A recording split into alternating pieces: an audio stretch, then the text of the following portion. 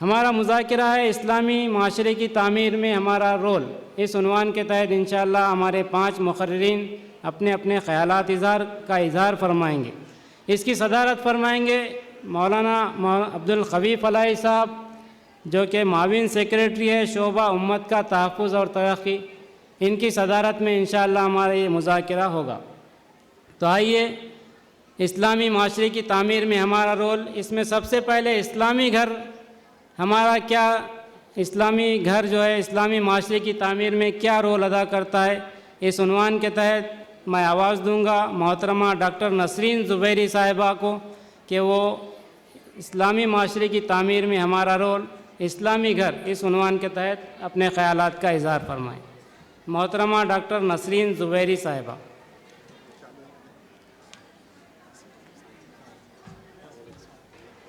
اعوذ باللہ من الشیطان الرجیم، بسم اللہ الرحمن الرحیم۔ الحمد للہ رب العالمین، نحمد و نصلی علی رسولہ کریم، اما بعد۔ قال اللہ تعالیٰ فی القرآن المجید والفرقان الحمید، والذین یقولون ربنا هب لنا من ازواجنا وذریاتنا قرۃ اعین واجعلنا للمتقین اماما۔ آمین۔ اسلامی معاشرے کی تعمیر میں ہمارا رول، اسلامی گھر۔ السلام علیکم ورحمۃ اللہ وبرکاتہ۔ معزز سامعین، اسلام دین فطرت ہے۔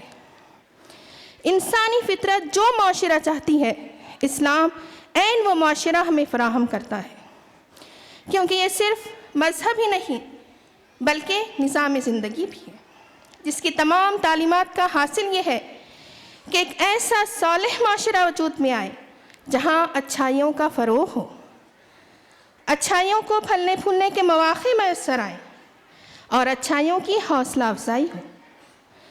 وہیں دوسری طرف برائیاں کم سے کم سر اٹھائیں، برائیوں کو سر منہ برداشت نہ کیا جاتا ہو، کھلم کھلا اور برسر عام اس کے ارتکاب کی کسی میں ہمت نہ ہو۔ ایسا بیدار مغز اور صالح معاشرہ اسی وقت وجود میں آتا ہے جب اس کے افراد تقویٰ، پرہیزگاری، خشیت الہی، محبت و اخوت، انسانی دوستی اور ہمدردی کے جذبات سے آراستہ ہوں، ایک دوسرے کے جان، مال، عزت و آبرو اور حقوق کی پاسداری کرنے والے ہوں۔ اسلامی معاشرہ ایک ایسا روحانی معاشرہ ہوتا ہے جسے آپ صلی اللہ علیہ وسلم نے ایک جسم سے تشبیہ دی ہے کہ اگر اس کے ایک عضو کو تکلیف پہنچتی ہے تو سارا جسم اس کی تکلیف کو محسوس کرتا ہے۔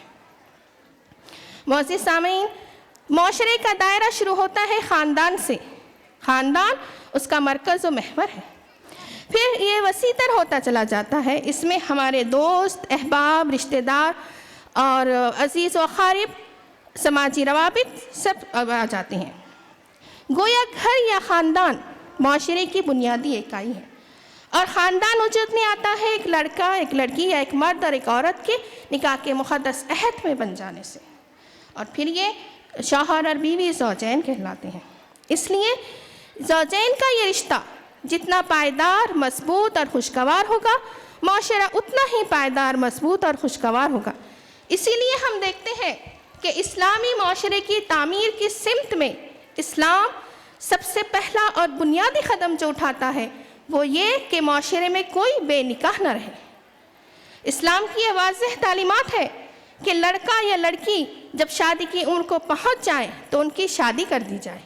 اسی طرح مطلقہ اور بیوہ کا فوراً نکاح ثانی کر دیا جائے، یہاں تک کہ لونڈی اور غلاموں تک کے لیے حکم کہ انہیں بے نکاح نہ چھوڑا جائے۔ معاشرہ اس نہج پر پروان چڑھے کہ نکاح آسان اور زنا مشکل ہو جائے تاکہ معاشرے میں بے راہ روی کے لیے کوئی جگہ باقی نہ رہے۔ پھر اس کے بعد دوسری چیز ہم یہ دیکھتے ہیں کہ گھر اور خاندان میں خوشگواری اور پائیداری لانے کے لیے اسلام ایک پورا آئلی نظام فراہم کرتا ہے، کیونکہ خاندان کا بگاڑ ہی دراصل معاشرے کا بگاڑ ہے۔ معاشرے میں جو انتشار، بے راہ روی، بے حیائی، برائیاں ہمیں دیکھنے کو ملتی ہیں، اس کی جڑیں ہمیں یہی ملیں گی۔ اسی لیے جب ہم اسلامی معاشرے کی بات کرتے ہیں تو اس کی پہلی ضرورت یہ ہے کہ یہ انسٹیٹیوشن درست ہو جائے، زوجین کے تعلقات ایک دوسرے سے بہتر ہوں، اور اس کے لیے ضروری ہے کہ زوجین ایک دوسرے کو، میاں اور بیوی ایک دوسرے کو خوبیوں اور خامیوں کے ساتھ ایکسیپٹ کریں، کیونکہ جب خامیاں یا کمیاں سامنے آتی ہیں اسی وقت ٹکراؤ ہوتا ہے۔ تو اس کے لیے ہمیں یہ سمجھنے کی ضرورت ہے کہ دنیا میں کوئی بھی انسان پرفیکٹ نہیں ہے۔ معزز سامعین، ہمارا یہ ایمان ہو کہ ہم میں کا ہر فرد جو ہے جیسا ہے اللہ کا شاکار ہے، احسن و تقویم ہے۔ ہم اپنے شریک حیات میں خوبیوں کو تلاش کریں، اس کا اعتراف کریں، اسے سراہیں اور پھر اسے پروان چڑھانے کی کوشش کریں۔ جب ہم ایسا کریں گے تو خامیاں خود بخود پس پش چلی جائیں گی اور ٹکراؤ کی فضا کم ہو کر، ختم ہو کر محبت، رحمت اور سکون کی وہ فضا پروان چڑھے گی کہ پھر یہ رشتہ اللہ کی نشانی بن جائے گا اور ایک صالح معاشرے کی تعمیر میں سنگ میل ثابت ہوگا۔ پھر تیسری چیز یہ کہ اسلام اپنے ماننے والوں کو رشتوں اور تعلقات میں غیر معمولی عزت و احترام کی تعلیم دیتا ہے، انہیں محبت و اخوت سکھاتا ہے، احسان و صلہ رحمی کی روش سکھاتا ہے، خدمت و غمگساری کا درس دیتا ہے۔ پھر یہ رشتے چاہے خونی ہو، سسرالی ہو یا سماجی۔ ہمارے گھروں میں انتشار، اختلافات اور ٹکراؤ کی ایک بڑی وجہ ان رشتوں سے تقدس کا اٹھ جانا ہے۔ زوجین کی یہ ذمہ داری ہے کہ اپنے ماں باپ، بھائی بہن اور رشتہ داروں کے ساتھ ساتھ اپنے شریک حیات کے ماں باپ، بھائی بہن اور رشتہ داروں کے ساتھ بہترین اور اچھا اور بہترین حسن سلوک کریں، ان کے ساتھ صلہ رحمی کا مظاہرہ کریں۔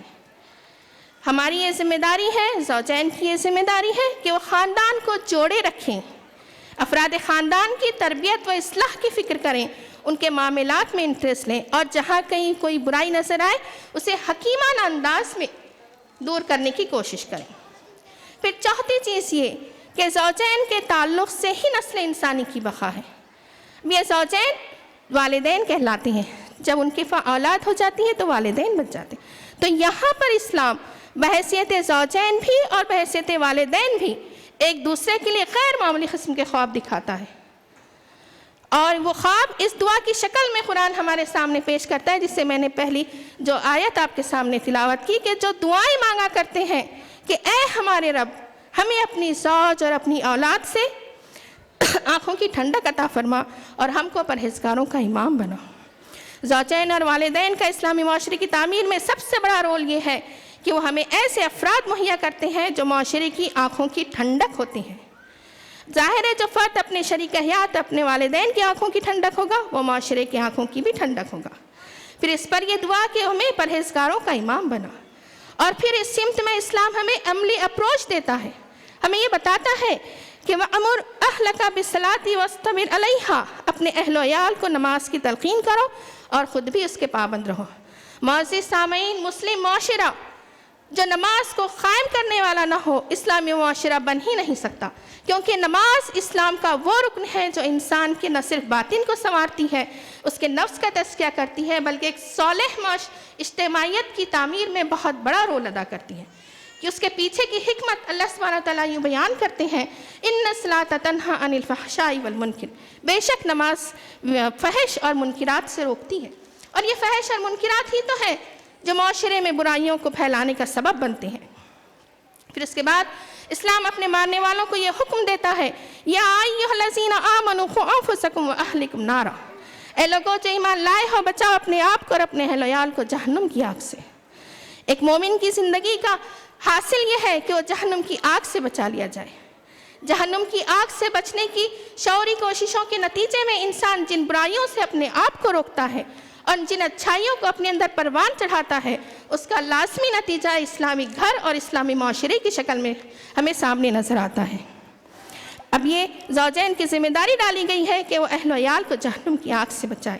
ہم اپنے گھروں میں اسلامی اقدار، اسلامی تہذیب، اسلامی کلچر کو پروان چڑھائیں، عبادات کے ساتھ ساتھ ہمارے معاملات درست ہوں، اور پھر یہ کہ ہم خود میں اور اپنے اہل عیال میں اللہ کے حاضر و ناظر ہونے کے احساس کو اور آخرت کی جواب دہی کے احساس کو پیدا کریں، کیونکہ صرف یہی وہ چیز ہے جو انسان کو ہر حال میں برائیوں سے روکتی ہے، اور اسی کے ساتھ ساتھ امر بالمعروف و نہی عن المنکر کے فریضے کی اہمیت کو ہم پیدا کریں، کیونکہ یہ وہ چیز ہے جو معاشرے کو راہ راست پر رکھتی ہے۔